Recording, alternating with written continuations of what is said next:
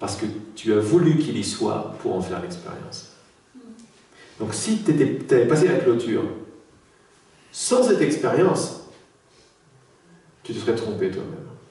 Tu n'aurais pas été clair ni exact, tu n'aurais pas été quitté en fait.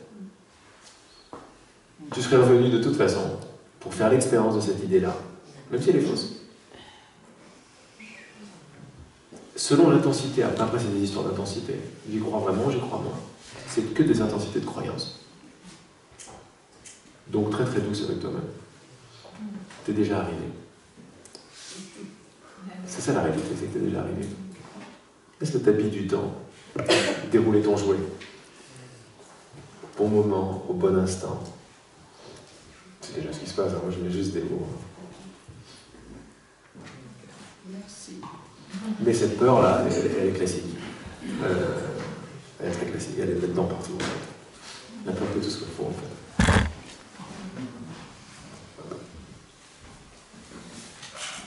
Je continue. Hein. Deuxième paragraphe. Si tu veux revenir à la lumière de façon permanente, tu dois avoir le désir de renoncer à toute expérience autre que la lumière. Ceci exige davantage qu'un simple souhait. À un niveau conscient, cela exige du travail. L'acte mental de le vouloir constamment. Et là, je me rappelle de ce que j'ai dit à Alain hier. L'acte mental, donc c'est intellectuel, de le vouloir constamment. Qu'est-ce que je veux vraiment? Qu'est-ce que je veux vraiment? Qu'est-ce que je veux vraiment? Après, je me pose même plus la question parce que la simple bonne volonté de m'ouvrir à cette question arrive avec la réponse. Je dis, oh, c'est évident, c'est ça, c'est moi que je veux, c'est qui je suis vraiment. C'est me connaître, connaître toi-même.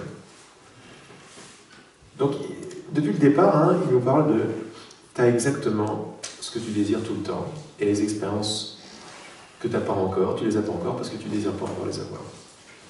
C'est vraiment, c'est oser s'asseoir là-dedans. Énorme. C'est pour ça que je dis pause, parce que si on veut essayer de comprendre, on va arriver sur des nœuds. Mais lui, il ne nous parle pas comme à des personnes. Il ne nous parle pas avec des gants.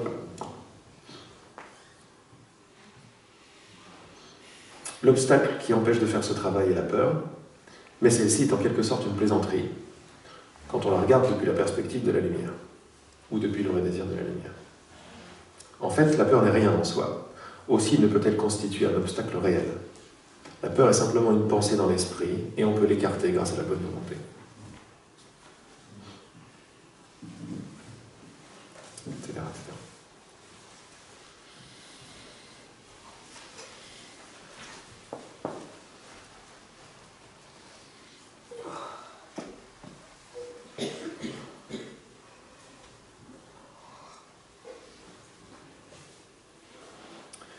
J'avais commencé hier un message.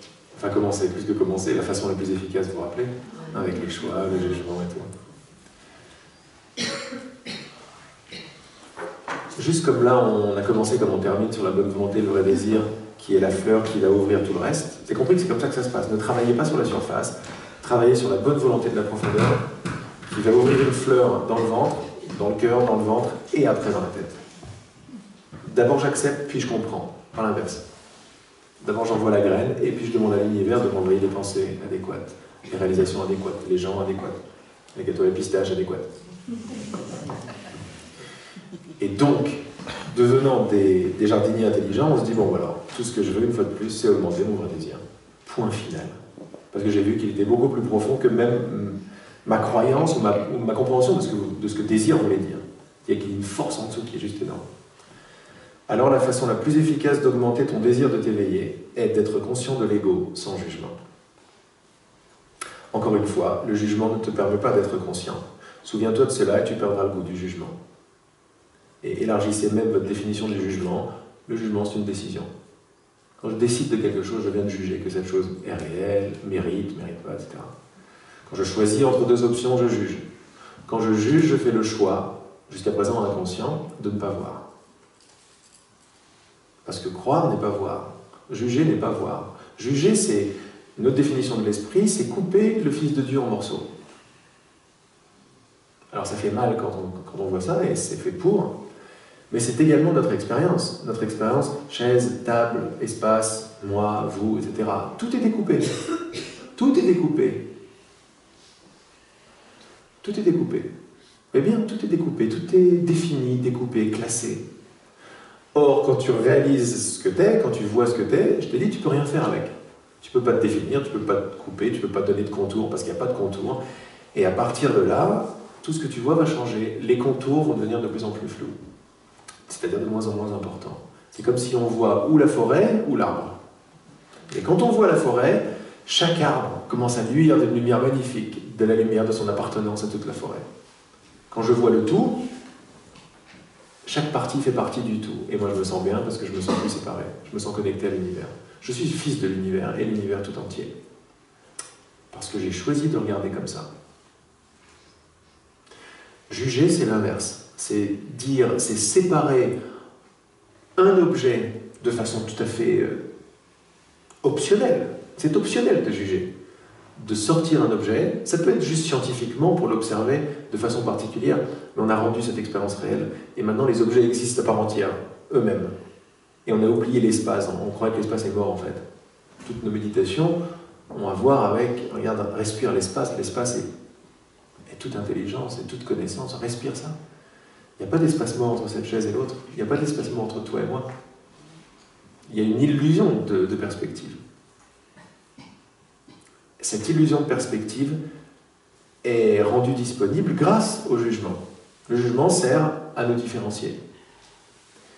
Et ça fait pas mal. Ce qui fait mal, c'est quand je juge que le jugement dit la vérité. Et ça s'appelle croire. Quand je juge que le jugement est réel, je viens de former un point de vue, une croyance. Et je viens d'adopter une autre identité, une autre position, une position limitée par rapport à la mienne. Et ça s'appelle le jugement. Dès que je juge un truc, c'est ça que je déclare. La façon la plus efficace d'augmenter ton désir de t'éveiller est d'être conscient de l'ego sans jugement. Encore une fois, le jugement ne te permet pas d'être conscient. Souviens-toi de cela et tu perdras le goût du jugement. D'abord, tu vas t'apercevoir de plus en plus que tu juges, là où tu ne savais pas que tu jugeais. Tu vas le voir, d'abord il faut le voir. Et une fois que tu l'as vu, tu vas faire « Ah non, c'est pas aligné sur le vrai désir de mon cœur, ça. » Donc c'est pas vrai, tout simplement. Je laisse aller, je regarde à travers. Et ça va se défaire petit à petit. Ne pas aller plus vite que la musique. La conscience, c'est regarder, savoir et voir sans être attaché. Pas attaché, il y a le jugement qui attache. Mais la conscience n'est pas l'absence de désir. La conscience n'est pas l'absence de désir. La conscience est claire sur le désir sans jamais être distraite. Et la conscience regarde à partir de l'objectif du désir. Donc là, il joue avec les mots. Pour parler à notre peur, et on a une autre peur profonde, c'est que si je deviens que existence, que conscience, tu te rappelles, je ne veux plus rien, je n'existe plus. C'est ça qu'il veut dire. Et il est là, oh là là, mais pas du tout en fait. Ça c'est normal que tu penses comme ça quand tu pars d'un corps et d'une compréhension duelle en fait, droite-gauche, arriver dans du sans-forme ou dans de l'unité veut dire absence de désir, absence de vouloir me lever le matin, etc. Et on passe par ces choses-là, mais elles ne sont pas vraies. Il dit au contraire, la conscience est claire sur son désir, mais elle n'est pas distraite par le jugement. Ce qui veut dire que tout va se faire avec désir, célébration. Si tu veux, il ne reste plus qu'une chose claire, c'est me connaître tel que je suis vraiment. Le seul désir en fonction dans la conscience, c'est me connaître tel que je suis vraiment. C'est assez bizarre, parce que quand on essaie de comprendre ce que je suis en train de dire, ça ne va pas avec conscience, ça ne va pas avec désir. Et il va nous dire dans ce message,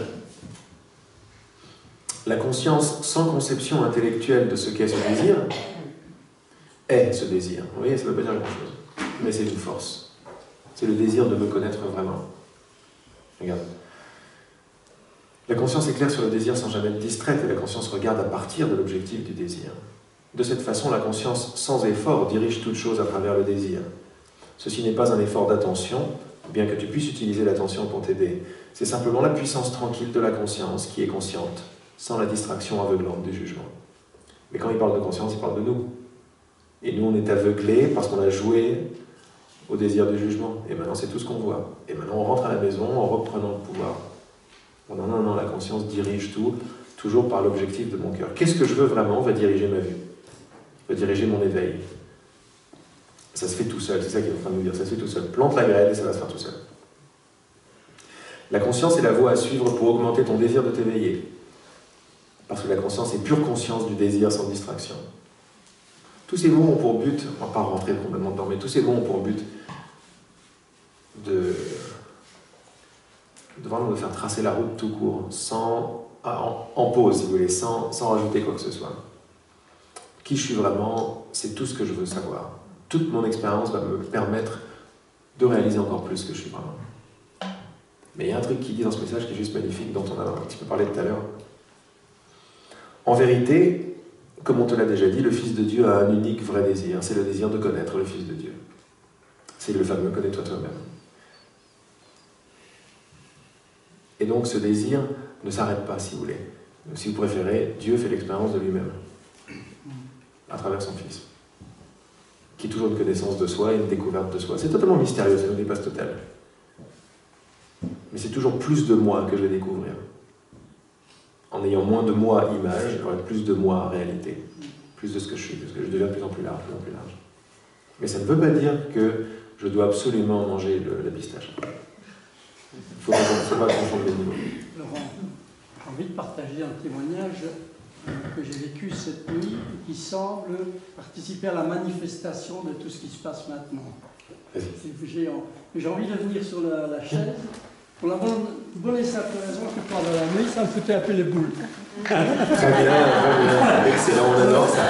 Comme ça me foutait les boules et que j'aime entrer dans l'inconnu. Super. Je me dis, tiens, un espace dans lequel je n'ai pas facile d'aller. Et alors, j'ai accueilli cette trouille et j'ai déposé dans le cœur, comme j'ai fait d'habitude, moi. Et alors, il m'a dit, mais ce n'est pas toi qui as peur, c'est pas une peur, c'est une envie.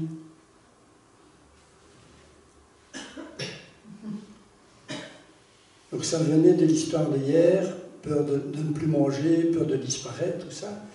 Et alors je vis ça aussi, le corps a besoin de moins en moins de nourriture, mais en même temps, il n'a pas peur de disparaître. Il n'y a pas cette peur. Je me dis, mais qu'est-ce que c'est que tout ça? Et alors, j'essaie de revenir sur le truc, hein, parce que c'était grand. Ça m'a conduit dans un feu d'artifice. Hein. C'était... Et alors, ce qui m'est venu, c'est j'ai envie de me goûter.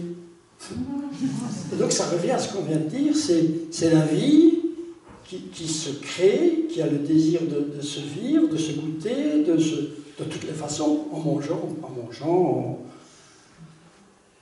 Et là, c'était vraiment... c'était bon. C'était bon parce que je sentais être le fils et le père. J'étais la vie et l'enfant. Et l'enfant qui serait cette envie de goûter le père. Voilà, en fait. L'enfant qui est rentré à la maison, mais maintenant, il croyait rester à la maison, mais non, continue maintenant. Tu as touché cette maison, donc maintenant tu touches cette vibration, mais tu es libre, tu vois. C'était fort, quoi. Je le pressentais depuis quelques jours, mais alors là, quand j'ai vu qu'il fallait le partager devant vous tous, parce que c'est trop, quoi. C'est grâce à vous tous, d'ailleurs. C'est aussi cette main qu'on se donne qui m'a donné la force. Hein, je vais vous le dire, autrement, j'aurais les chocottes, là. Voilà, j'ai pas les chocottes, j'ai vraiment les bulles. C'est du pétillant, c'est génial. Voilà. Génial. Merci Otto, merci. C'est génial.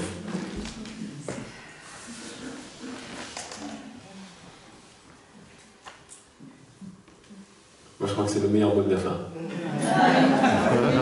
C'est vrai. Je dis que j'ai attendu tout le temps, que je sentais une impatience. Oui.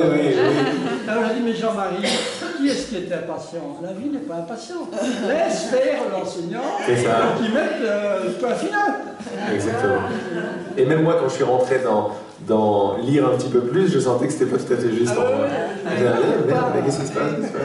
Bon, on a posé, puis t'es venu, merci. Merci en tout cas d'être parti, parce que ça nous poussait à... Tout est juste en fait, même les trucs qui sont pas très alignés sont justes. Génial.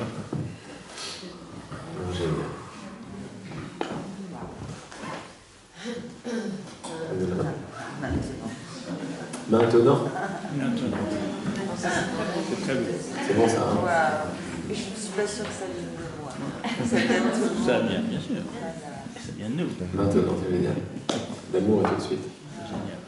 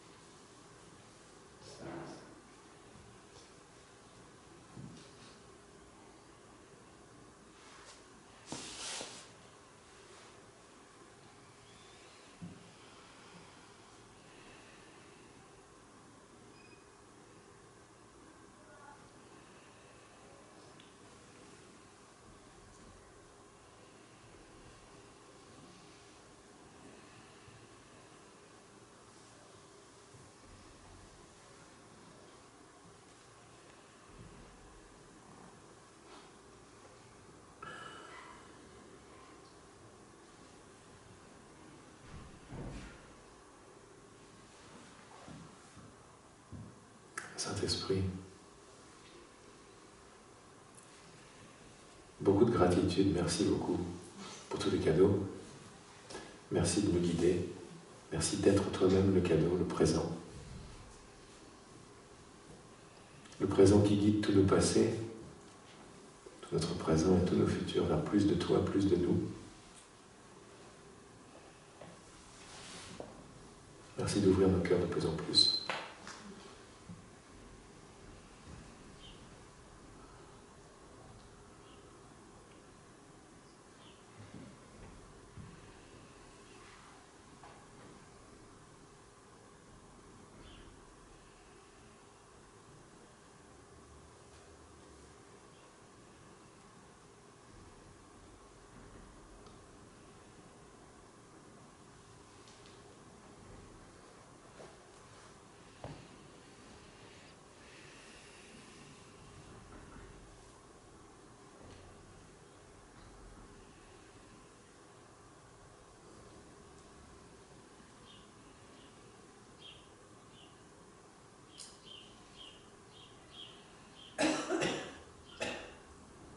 Je remercie notre vrai désir à toutes et toutes qui a rendu tout ça possible.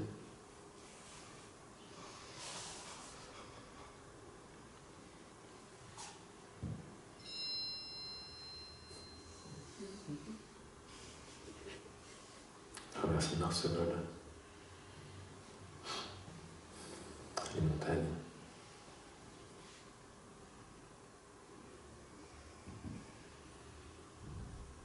l'intelligence de la terre, l'intelligence des animaux, des oiseaux,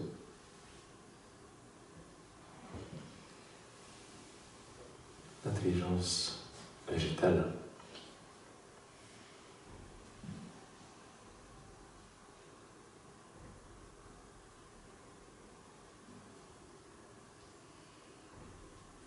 avec qui, grâce à qui et pour qui nous nous réveillons.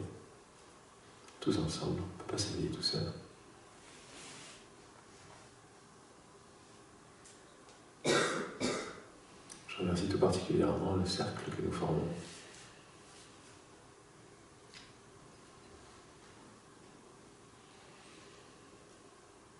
Il ne peut que rétablir l'ordre des choses telles qu'elles sont supposées être.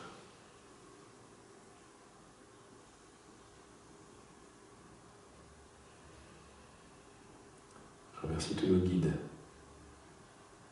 toutes les présences qui ne nous quittent pas, qui sont avec nous, toutes celles et ceux qui sont là également dans l'invisible, qui ont partagé, qui ont communié avec nous pendant ce rappel à qui nous sommes, qui ils sont vraiment.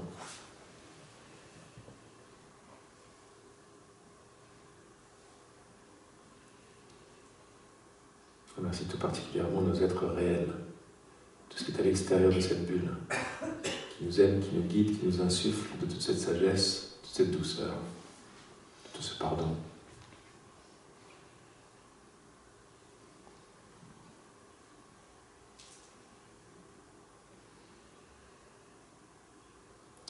Je profite pour remercier toute l'humanité passée, présente et à venir, bien sûr. Ensemble, on se dirige vers notre nouvelle étape.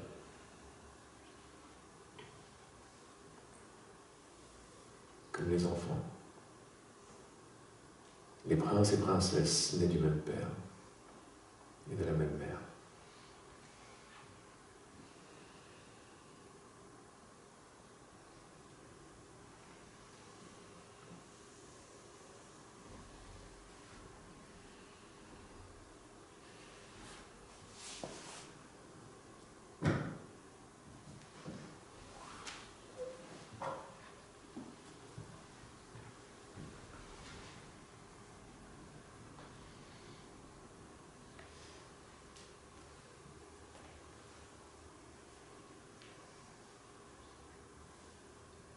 Et puis ensemble, merci au Créateur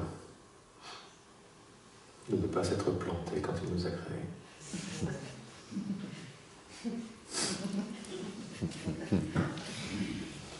De ne pas avoir fait les choses à moitié.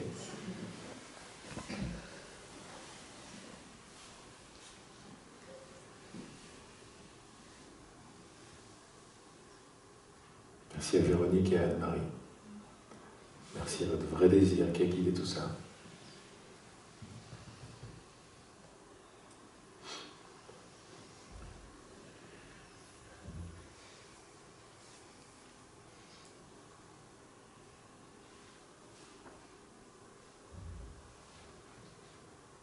Merci à la pause.